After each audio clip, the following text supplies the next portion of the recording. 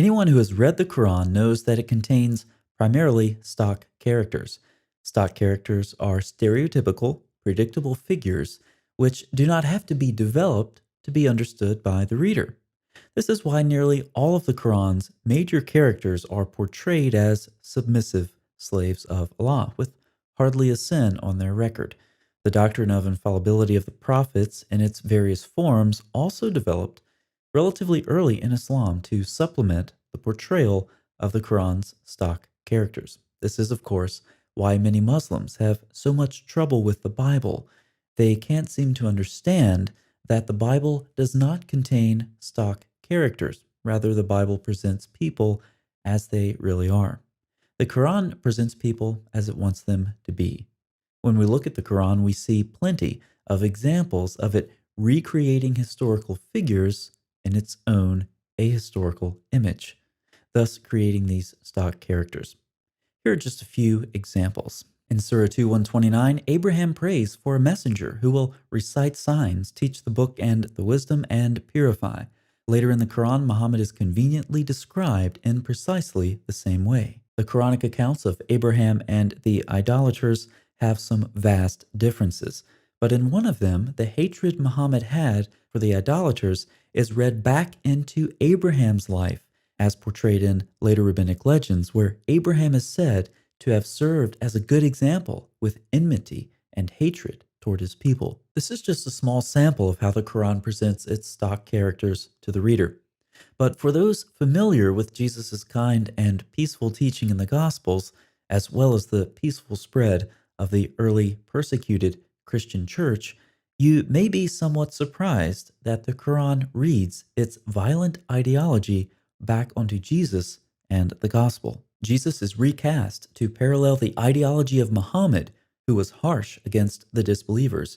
Surah 9:111 explains the good news of a bargain with Allah, where Muslims are rewarded for fighting and killing. Further, the Quran contains a garbled suggestion that the disciples would apparently battle their enemies as well. If we look some more at the subject of fighting in the Quran, we see that the Quran describes fighting with every prophet, without exception. And though fighting is commanded, it may be hateful for some, though it is good for the believers. In a couple of disturbing verses in Surah 9, Allah brings the good news that rage in one's heart can be soothed with violence. Violence for the Quran is the appropriate solution for rage. And of course, fighting is one way you can earn Allah's love. The anthropology of the Quran is further expounded in Surah 91. Here the Quran states that Allah instills depravity into the human soul.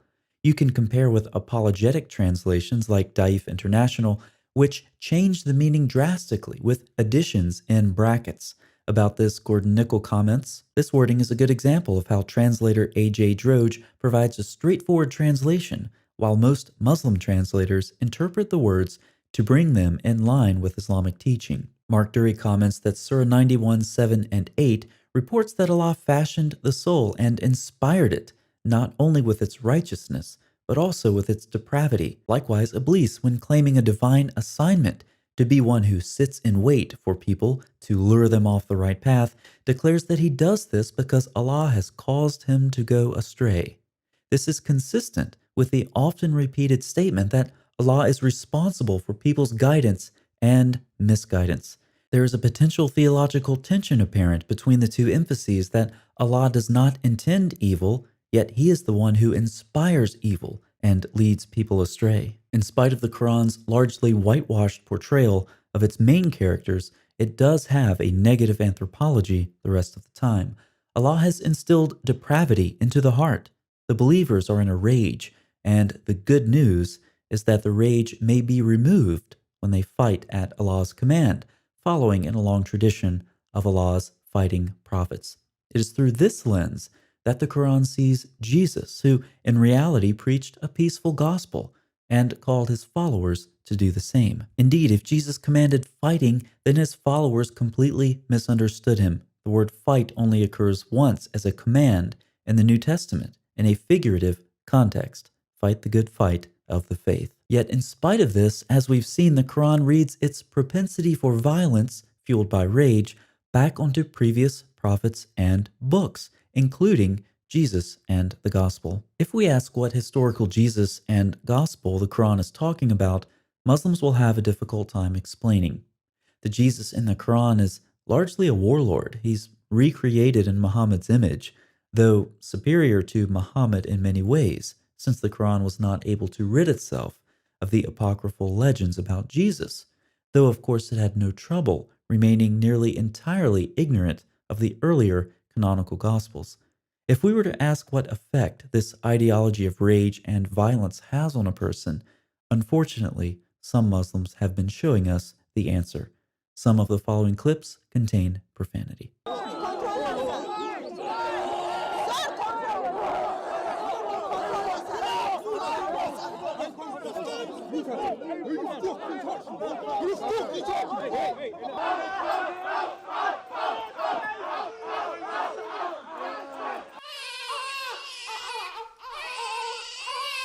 But then you have Muslims say, I have got doubts, I don't know, and this can't be quiet. Have some guts, be a man. Stop being the slave of the Orientalists. Come on, it's an inferiority complex. Wallahi, some people have been calling me and giving me some emails. Brother, I have doubts. What doubts, man? What embarrassment is that? Why you have doubts? Why?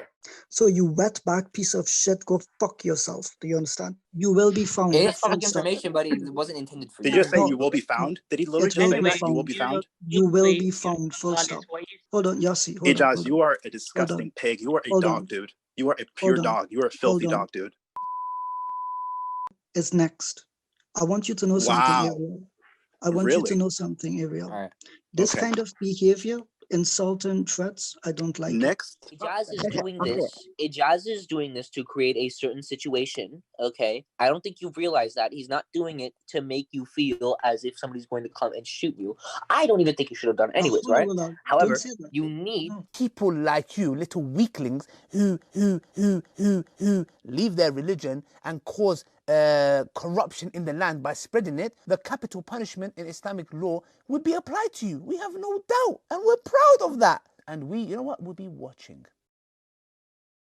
Imagine how different these people would be if they exchanged the Quran's gospel of rage for the true gospel of Jesus Christ. Now, whether or not this actually happens, at least we know the root of their problem. See you next time.